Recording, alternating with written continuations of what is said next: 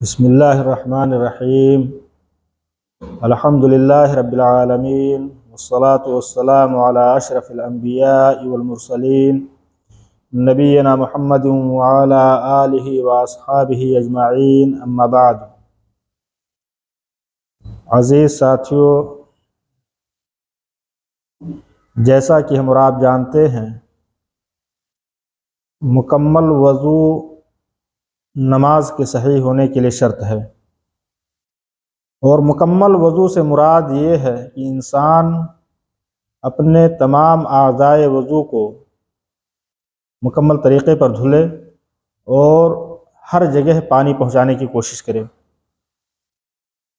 جب تک انسان کا وضو مکمل نہیں ہوگا، انسان کی نماز صحیح نہیں ہوگی۔ اللہ کے رسول صلی اللہ علیہ وسلم کی ایک حدیث ہے، اللہ کے رسول صلی اللہ علیہ وسلم نے ایک صحابی کو دیکھا، وہ مسجد کے اندر نماز پڑھ رہے تھے۔ ان کے پاؤں کے ایڑی کا جو پچھلا حصہ ہوتا ہے، اس میں تھوڑی سی جگہ بچ گئی تھی جس پر وضو کا پانی نہیں پہنچا تھا۔ حدیث کے الفاظ ہیں لمعۃ قدر الدرہم لم یصبھا الماء، یہ ایک درہم کے برابر چھوٹی سی جگہ تھی جس پر وضو کا پانی نہیں پہنچا تھا۔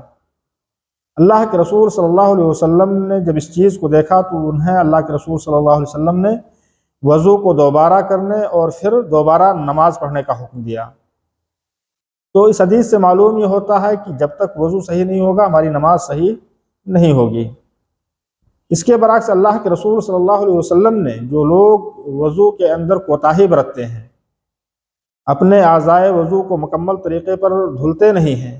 ایسے لوگوں کے لیے اللہ کے رسول صلی اللہ علیہ وسلم نے وعید سنائی ہے۔ آپ صلی اللہ علیہ وسلم نے فرمایا ویل للعقاب من النار، کہ ایسی ایڑیوں کو یا ایسے لوگوں کو جہنم کا عذاب دیا جائے گا، جہنم کا عذاب ملے گا، جو اپنی ایڑیوں کو مکمل طریقے پر دھلتے نہیں ہیں یا اپنے اعضائے وضو کو مکمل طریقے پر دھلتے نہیں ہیں۔ میرے اسلامی بھائیوں، مکمل وضو جہاں نماز کے صحیح ہونے کے لیے شرط ہے، وہیں مکمل وضو کی بہت ساری فضیلتیں بھی اللہ کے رسول صلی اللہ علیہ وسلم نے اپنی احادیث کے اندر بیان کی ہیں۔ حضرت ابو ہریرہ رضی اللہ تعالی عنہ سے روایت ہے، کہتے ہیں کہ اللہ کے رسول صلی اللہ علیہ وسلم نے صحابہ کرام کو مخاطب کر کے فرمایا الا ادلکم علی ما یمحو اللہ بہ الخطایا ویرفع بہ الدرجات۔ اللہ کے رسول صلی اللہ علیہ وسلم نے صحابہ کرام کو مخاطب کر کے ان سے سوال کیا کہ کیا میں تم کو ایسی چیز نہ بتلا دوں جس کے ذریعے سے اللہ رب العالمین گناہوں کو معاف کرتے ہیں، گناہوں کو مٹاتے ہیں اور جنت میں انسان کے درجات کو بلند فرماتے ہیں۔ صحابہ کرام نے کہا کہ اے اللہ کے رسول صلی اللہ علیہ وسلم، ہمیں ضرور بتلائیے۔ قالوا بلا یا رسول اللہ۔ تو اللہ کے رسول صلی اللہ علیہ وسلم نے فرمایا اسباغ الوضوء علی المکارہ وکثرۃ الخطی علی المساجد وانتظار الصلاۃ بعد الصلاۃ فذلکم الرباط فذلکم الرباط۔ اللہ کے رسول صلی اللہ علیہ وسلم نے فرمایا کہ مشقتوں کے بعد، مشقتوں کے ساتھ، پریشانیوں کے باوجود مکمل طریقے پر وضو کرنا، یعنی اعضائے وضو کو مکمل طریقے پر دھلنا۔ میرے اسلامی بھائیوں، یہ پہلی چیز ہے جس کا تذکرہ اللہ کے رسول صلی اللہ علیہ وسلم نے فرمایا۔ موسم جاڑے کا موسم ہے، ٹھنڈی کا موسم شروع ہو گیا ہے، اس میں کبھی ہمارے سامنے ایسے حالات ہوتے ہیں کہ گرم پانی نہیں ہوتا ہے، ٹھنڈی سخت ہوتی ہے، سردی سخت ہوتی ہے، وضو کرنا بڑا مشکل ہوتا ہے۔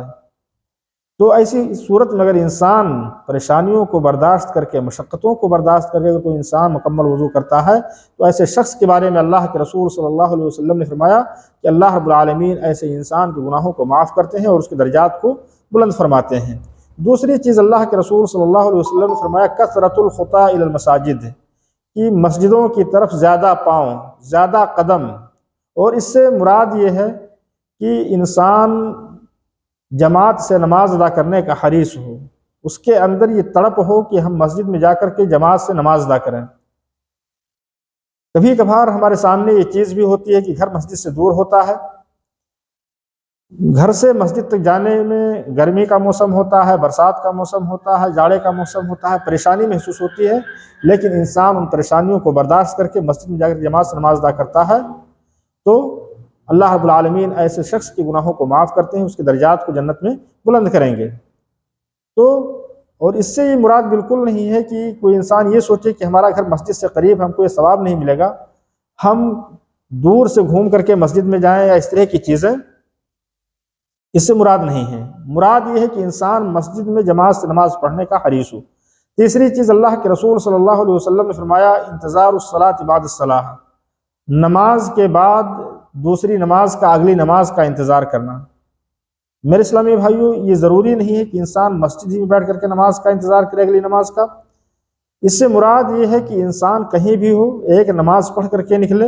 اور دوسری نماز کے لیے اس کا دل لگا رہے اور اس کی تیاری انسان کرے، تاکہ وہ اگلی نماز بھی جماعت سے پا لے۔ ان تینوں اعمال کے بارے میں اللہ کے رسول صلی اللہ علیہ وسلم نے فرمایا فذالکم الرباط، فذالکم الرباط، یہ اعمال ایسے ہیں جو انسان کے نفس کو شیطان کے حملوں سے محفوظ رکھتے ہیں۔ تو میرے اسلامی بھائیوں، ایک اہم چیز یہ ہے اس میں، جن سے اللہ رب العالمین گناہوں کو مٹاتے ہیں اور جنت میں انسان کے درجات کو بلند کرتے ہیں، اس میں پہلی چیز کیا ہے؟ مشقتوں کے باوجود مکمل طریقے پر وضو کرنا۔ اسی طریقے سے مکمل وضو، اچھے طریقے سے وضو کی فضیلت کو بیان کرتے ہوئے اللہ کے رسول صلی اللہ علیہ وسلم نے ایک دوسری حدیث میں فرمایا، حضرت عثمان بن عفان رضی اللہ تعالیٰ عنہ سے روایت ہے، کہتے ہیں کہ اللہ کے رسول صلی اللہ علیہ وسلم نے فرمایا من توضأ فأحسن الوضوء خرجت خطاياه من جسده حتى تخرج من تحت اظفاره۔ اللہ کے رسول صلی اللہ علیہ وسلم نے فرمایا کہ جس نے وضو کیا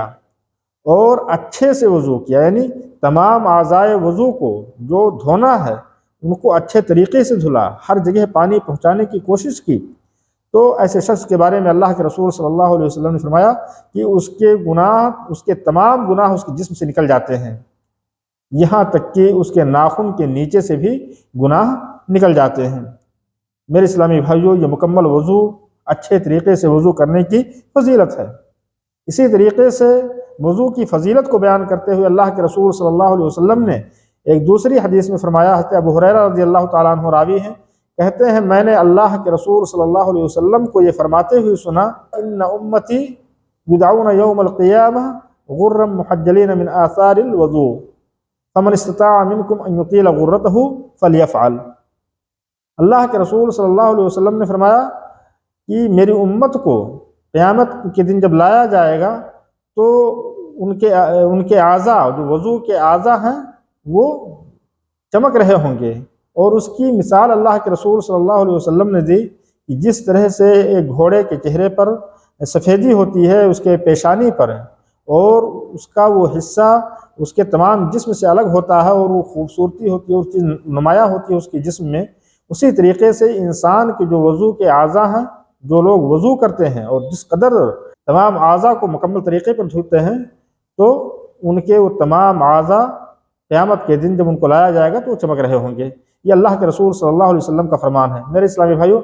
حضرت ابو ہریرہ رضی اللہ تعالیٰ عنہ جو اس حدیث کے راوی ہیں کہتے ہیں کہ جو انسان تم میں سے اس چیز کو کر سکے کہ وہ اپنی چمک کو بڑھائے، اپنی چمک کو زیادہ کرے، یعنی آپ اگر کوہنیوں تک ہاتھ دھلنا ہے، اگر تھوڑا اس سے زیادہ دھلتے ہیں تو پھر وہ چیز داخل ہو جائے گی، گویا کہ وہ حصہ بھی جو وضو کے علاوہ ہے وہ بھی قیامت کے دن چمک رہے ہوں گے۔ تو اللہ کہتے ہیں ابو ہریرہ رضی اللہ عنہ فرماتے فمن استطاع منکم ان یطیل غرتہ فلیفعل، تم میں سے جو آدمی اپنے وضو کی چمک کو بڑھا سکے، زیادہ کر سکے، وہ اس چیز کو کرے۔ اور بعض سلف سے یہ چیز ان کے بارے میں آتا ہے کہ وہ بعض لوگ جب ہاتھ دھلتے تھے تو کوہنیوں کے اوپر ہاتھ دھلتے تھے، یا اسی طریقے سے جب پیر دھلتے تھے جو ٹخنے تک دھلا جاتا ہے، لیکن وہ ٹخنے سے اوپر کیا کرتے تھے، جو جس کو ہم ساق بولتے ہیں، وہاں تک ٹخنے سے اوپر کا حصہ اور گھٹنے سے نیچے دونوں کے بیچ میں جو چیز ہوتی ہے وہاں تک وہ اپنے پاؤں کو دھلتے تھے۔ میرے اسلامی بھائیوں، ہمیں مکمل طریقے پر وضو کرنا چاہیے۔ اسی طریقے سے ایک اور حدیث ہے اس سلسلے میں، جیسا کہ میں نے کہا کہ جاڑے کا موسم ہے، اس میں بہت لوگوں کو پریشانی محسوس، کچھ لوگ جیکٹ وغیرہ پہنتے ہیں جس کی وجہ سے آستین کو سمیٹنا بڑا مشکل ہوتا ہے، جیکٹ نکالنا پڑتا ہے، یا اگر نہیں نکالتے ہیں تو کوہنیوں پر پانی نہیں پہنچتا ہے، کچھ لوگ ٹھنڈا پانی ہوتا ہے اس کی وجہ سے جب چہرہ دھلتے ہیں مکمل چہرہ نہیں دھلا جاتا ہے۔ تو میرے اسلامی بھائیوں، ہم اگر جنت کو حاصل کرنا چاہتے ہیں تو جنت آرزوؤں سے نہیں حاصل ہوتی ہے، اس کے لیے ہمیں کچھ پریشانیاں برداشت کرنی ہوں گی۔ شریعت کا مقصد یہ نہیں ہے کہ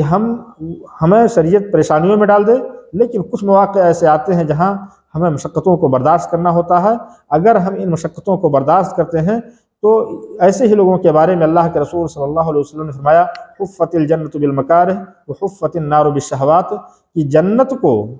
جنت کو مشقتوں سے گھیر دیا گیا ہے، یعنی جنت کے چاروں طرف سے ایک گھیرا بنا دیا گیا ہے مشقتوں کا۔ اگر آپ مشقتوں کو برداشت کر کے آگے بڑھیں گے تو آپ کے لیے جنت کا راستہ کیا ہو جائے گا؟ آسان ہو جائے گا۔ اسی طریقے سے حفت النار بالشہوات،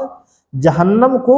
خواہش نفس سے گھیر دیا گیا، شہوات سے گھیر دیا گیا ہے۔ جہنم کے ارد گرد ایک گھیرا بنا ہوا ہے جس کے ارد گرد خواہش نفس، انسان کے خواہشات ہوتے ہیں۔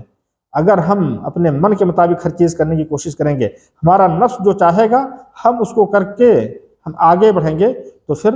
ہمارے سامنے جہنم ہوگا۔ الہ العالمین ہم سب کو جہنم سے محفوظ رکھے، الہ العالمین ہم سبوں کے لیے جنت کا راستہ ہموار کرے، الہ العالمین ہم سبوں کو مکمل طریقے پر وضو کرنے کی توفیق عطا فرمائے، الہ العالمین ہم سبوں کے دلوں کو مسجدوں سے جوڑ دے، آمین۔ وآخر دعوانا الحمدللہ رب العالمین، وصلی اللہ علی نبینا محمد وعلی آلہ وصحبہ اجمعین۔